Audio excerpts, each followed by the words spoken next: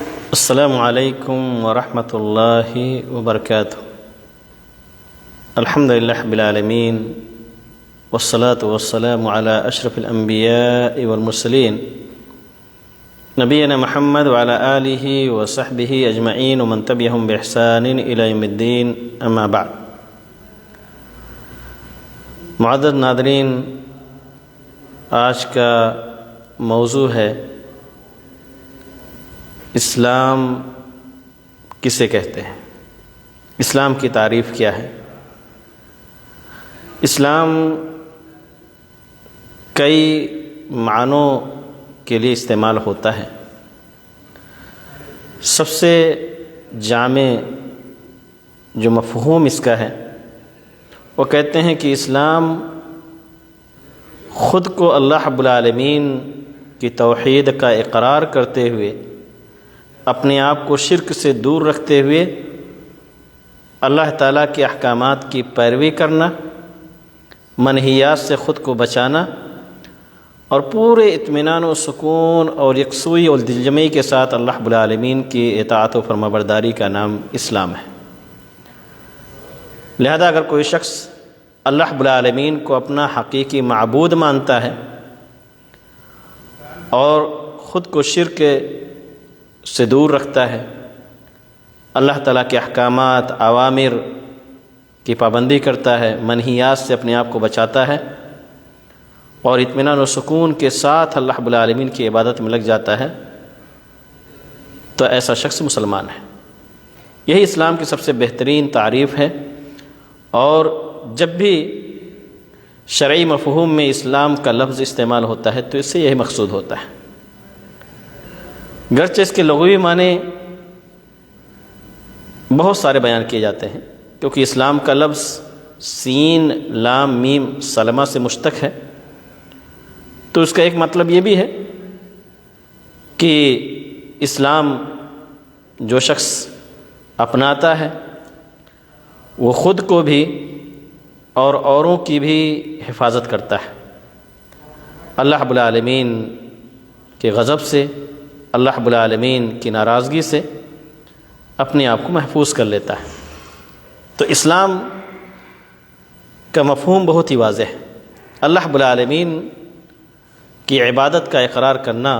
اور توحید کو ماننا، یہی اسلام ہے۔ اسلام کا استعمال کبھی کبھی اس شریعت کی اتباع اور پیروی کو بھی کہتے ہیں، جو شریعت، جو اتباع نبی کے اوپر نازل ہونے والے پیغامات کو اپنانے کا نام ہے۔ اللہ تعالیٰ نے ہر دور میں نبیوں کا ایک سلسلہ قائم کیا۔ وَلَقَدْ بَعَثْنَا فِي كُلِّ أُمَّةٍ رَسُولًا أَنِ اعْبُدُوا اللَّهَ وَاجْتَنِبُوا الطَّاغُوتَ کہ اللہ تعالیٰ کہتا ہے کہ ہم نے ہر امت میں ایک رسول بھیجا، ایک نبی کو مبعوث کیا، لہذا جس دور میں جو نبی آیا اس دور کے کسی بھی شخص نے اس نبی کی شریعت کو اپنا لیا، اس کی باتوں کو مان لیا، اس کے پیغام کو قبول کر لیا، تو ایسا شخص گویا مسلمان ہے۔ اللہ رب العالمین نے قرآن مجید کے اندر سورہ بقرہ کی ایک آیت کے اندر ذکر کیا ہے، اعوذ باللہ من الشیطان الرجیم، بسم اللہ الرحمن الرحیم، وَوَصَّى بِهَا إِبْرَاهِيمُ بَنِيهِ وَيَعْقُوبُ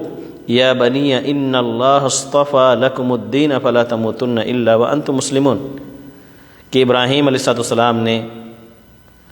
وصیت کیا، یعقوب علیہ السلام نے بھی، جو کہ ان کے پوتے تھے ابراہیم علیہ السلام کے، انہوں نے اپنی اولاد کو کیا وصیت کیا کہ اے ہمارے بچوں، اللہ رب العالمین نے تمہارے لیے اس دین کو پسند کر لیا ہے، لہذا تم اس دین کو اپناتے ہوئے ہی مرنا، اس کو قبول کرتے ہوئے جو ہے اس دنیا سے رخصت ہونا۔ تو ہر نبی کی شریعت کو ماننے والا گویا مسلمان ہے۔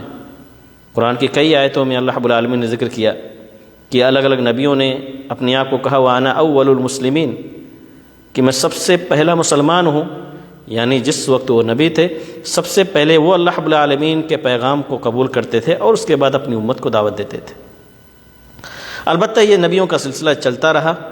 اور اس کی سب سے بہترین جو شکل تھی وہ آخری نبی جناب محمد رسول اللہ صلی اللہ علیہ وسلم پر آ کر کے مکمل ہوئی۔ لہذا اس دور میں نبی کریم صلی اللہ علیہ وسلم کی بعثت کے بعد اگر کوئی شخص یہ کہے کہ میں موسیٰ علیہ السلام کی شریعت کو اپناتا ہوں یا عیسیٰ علیہ السلام کے دین کو میں مانتا ہوں، تو ایسے شخص کو مسلمان نہیں کہا جائے گا، کیونکہ اس دور کے لیے، جس دور میں موسیٰ علیہ السلام تھے، جس دور میں عیسیٰ علیہ السلام تھے، اس دور میں وہ شریعت قابل عمل تھی، اللہ رب العالمین کو وہ شریعت پسند تھی۔ لیکن جیسے ہی نبی کریم صلی اللہ علیہ وسلم آخری نبی اور رسول بنا کر کے اس دنیا کے اندر بھیجے گئے، پھر اللہ رب العالمین کے نزدیک اس شریعت اور اس دین کے علاوہ کوئی دین قابل قبول نہیں ہے۔ چنانچہ اللہ تعالیٰ کہتا ہے قرآن مجید کے اندر کہ ان الدین عند اللہ الاسلام، کہ یقیناً دین اللہ رب العالمین کے نزدیک کوئی اسلام ہی ہے۔ بلکہ ایک اور آیت کے اندر اللہ رب العالمین نے کہا کہ وَمَن يَبْتَغِ غَيْرَ الْإِسْلَامِ دِينًا فَلَن يُقْبَلَ مِنْهُ وَهُوَ فِي الْآخِرَةِ مِنَ الْخَاسِرِينَ، کہ جو شخص اسلام چھوڑ کر کے کسی اور دین کو اپناتا ہے تو اللہ رب العالمین اسے ہرگز قبول نہیں کرے گا، اور وہ خسارہ اور نقصان اٹھانے والوں میں سے ہوگا۔ تو اللہ رب العالمین نے شریعت کے اس سلسلے کو لا کر کے نبی کریم صلی اللہ علیہ وسلم کے اوپر ختم کیا۔ البتہ پیغام سب کا وحدانیت کا ہی تھا، توحید ہی کی دعوت تھی، لیکن پریکٹیکل اعمال وہ بدلتے رہے۔ کسی شریعت کے اندر کوئی چیز حلال تھی تو دوسری شریعت کے اندر اس کو حرام قرار دیا گیا، لیکن دین، جو اصل دین کی دعوت تھی، جو اصل توحید تھی، وہ ہر دور میں ایک ہی رہا۔ اس لیے نبی کریم صلی اللہ علیہ وسلم کی ایک حدیث ہے، اللہ کے رسول نے فرمایا کہ نحن معاشر الانبیاء اخوۃ لعلات، کہ ہم انبیاء جو ہیں وہ ایسے ہی آپس میں ہیں جیسے باپ شریک بھائی ہوتے ہیں، یعنی ہمارا پیغام، ہماری دعوت وہ مکمل طور سے یکساں دعوت ہے۔ لیکن پریکٹیکل اعمال میں ہر شریعت کے اندر اللہ رب العالمین نے اس دور کے حساب سے کچھ نہ کچھ تبدیلیاں کر دی، اور پھر آخری شریعت قیامت تک آنے والے انسانوں کے لیے اللہ تعالیٰ نے نبی کریم صلی اللہ علیہ وسلم کو شریعت دے کر کے بتلا دیا کہ اب یہی شریعت قابل عمل ہے۔ ایسے اسلام کا لفظ جب بولا جاتا ہے تو اس سے کبھی کبھی خاص وہی شریعت ہی مقصود ہوتی ہے جو نبی کریم صلی اللہ علیہ وسلم کو عطا کی گئی، اور اکثر لوگ یہی اسلام سمجھتے بھی ہیں۔ خاص طور سے دشمنان اسلام یا جو غیر مسلمین ہیں، وہ یہ سمجھتے ہیں کہ اسلام کوئی نیا دین ہے، اس لیے ان کی طرف سے یہ نعرہ بھی لگتا ہے کہ آپ اپنے گھر واپس آؤ، گھر واپسی کا نعرہ لگاتے ہیں۔ وہ یہ سمجھتے ہیں کہ اسلام تو ابھی 1400 سال پہلے آیا ہے، لہذا جو لوگ مسلمان ہوئے ہیں انہوں نے اپنے آبا اور اجداد کے دین کو ترک کر دیا ہے، لہذا ان کے لیے ضروری ہے کہ وہ اپنے باپ دادا کے دین کی طرف لوٹ کر کے آئیں۔ تو اس مفہوم کو سمجھ کر کے یہ مان لینا کہ نبی کریم صلی اللہ علیہ وسلم سے پہلے اسلام کا وجود نہیں تھا، یہ سراسر ایک بہت بڑی غلطی ہے۔ اور جو لوگ یہ سمجھتے ہیں کہ اسلام ایک نیا دین ہے تو ان کا یہ سمجھنا بالکل ہی غلط ہے۔ تو اسلام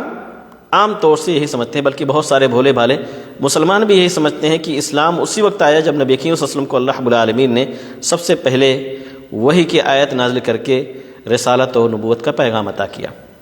اللہ رب العالمین نے اس شریعت کو مکمل بھی کیا نبی کریم صلی اللہ علیہ وسلم کے اوپر۔ چنانچہ قرآن مجید کی آیت سورہ مائدہ کی اللہ تعالیٰ کہتا ہے کہ الیوم اکملت لکم دینکم واتممت علیکم نعمتی ورضیت لکم الاسلام دینا، کہ آج ہم نے تمہارے لیے تمہارے دین کو مکمل کر دیا ہے، اپنی نعمتیں تمہارے اوپر پوری کر دی ہیں، اور اسلام کو تمہارے لیے بحیثیت دین ہم نے منتخب کر لیا ہے، پسند کر لیا ہے۔ تو یہ اسلام کا ایک مفہوم جو عام طور سے لوگ سمجھتے ہیں وہ یہ بھی ہے کہ ہاں وہ شریعت جو اللہ رب العالمین نے نبی کریم صلی اللہ علیہ وسلم کو عطا کی اسی کا نام اسلام ہے۔ ایسے ہی اسلام کا ایک مفہوم یہ بھی ہے، جب دین کی تعلیمات کو سامنے رکھ کر کے اگر کہا جائے گا کہ اسلام کیا ہے، جیسا کہ حضرت جبریل صلی اللہ علیہ وسلم کی وہ حدیث ہے جس حدیث کے اندر ہے کہ اللہ رب العالمین نے انہیں تعلیم کے لیے نبی کریم صلی اللہ علیہ وسلم کے پاس بھیجا، چنانچہ وہ آتے ہیں۔ حدیث جبریل جسے محدثین نے کہا ہے کہ جیسے سورہ فاتحہ قرآن مجید کے اندر ام القرآن ہے، ایسے ہی جبریل علیہ السلام کی جو یہ حدیث ہے جس کے راوی حضرت عمر بن الخطاب رضی اللہ تعالیٰ عنہ ہیں، یہ ام الاحادیث ہے، تمام احادیث کی بنیادی حیثیت یہ حدیث رکھتی ہیں۔ اس میں حضرت جبریل صلی اللہ علیہ وسلم جب آتے ہیں اور نبی کریم صلی اللہ علیہ وسلم سے پوچھتے ہیں کہ مل اسلام، تو اللہ کے رسول صلی اللہ علیہ وسلم وہاں پر اسلام کا ایک وہ مفہوم بتاتے ہیں جس کا تعلق عمل سے ہے، چنانچہ کہتے ہیں ان تشهد الاسلام وان تشهد ان لا الہ الا اللہ وان محمد رسول اللہ واقام الصلاۃ وایتاء الزکاۃ وصوم رمضان وحج البیت، کہ اسلام یہ ہے کہ اس بات کی گواہی دینا، اقرار کرنا کہ اللہ رب العالمین کے علاوہ کوئی حقیقی معبود نہیں، اور محمد صلی اللہ علیہ وسلم اللہ تعالیٰ کے سچے رسول ہیں، نماز قائم کرنا، زکوٰۃ دینا، روزے رکھنا اور حج کرنا۔ تو یہ اسلام کا ایک مفہوم یہ بھی ہے، جب اسلام کی تعلیمات کی روشنی میں پوچھا جائے اور کہا جائے کہ اسلام کیا ہے، اس کے بعد پھر ایمان پوچھا جائے ایمان کیا ہے، تو یہ اس سے مراد اسلام کے ارکان ہوتے ہیں۔ تو کہنے کا مقصد یہ ہے کہ اسلام جو اللہ رب العالمین نے ایک دین کی شکل میں اس روئے زمین پر اتارا، یہ دین تمام انبیاء کی دعوت کا سب سے اہم مقصد بھی رہا ہے، اور اللہ رب العالمین نے اس دین کو پوری روئے زمین کے لیے منتخب کیا۔ شریعتیں اللہ رب العالمین نے الگ الگ اتارتا رہا، اور ہر دور کے لوگ ہر نبی کے اوپر اپنے اپنے دور میں ایمان لاتے رہے، اور اللہ رب العالمین کے نزدیک انہیں مسلمان ہونے کا خطاب بھی ملتا رہا۔ آخری شریعت نازل ہونے کے بعد جو اللہ رب العالمین نے نبی کریم صلی اللہ علیہ وسلم کو عطا کیا، اس شریعت کی اتباع اور پیروی کرنا ہر ایک کے لیے ضروری ہے۔ نبی کریم صلی اللہ علیہ وسلم نے یہاں تک فرمایا کہ اگر موسیٰ علیہ السلام بھی باحیات ہوتے اس وقت، تو ان کے لیے بھی یہی کافی ہوتا کہ وہ میری شریعت کی اتباع اور پیروی کرتے۔ ان کا نبی ہونا اور ان کی اپنی شریعت کو سامنے رکھنا بھی ان کے لیے کوئی فائدہ نہیں دیتا۔ تو اللہ تعالیٰ سے دعا کریں گے کہ اللہ رب العالمین ہم سب کو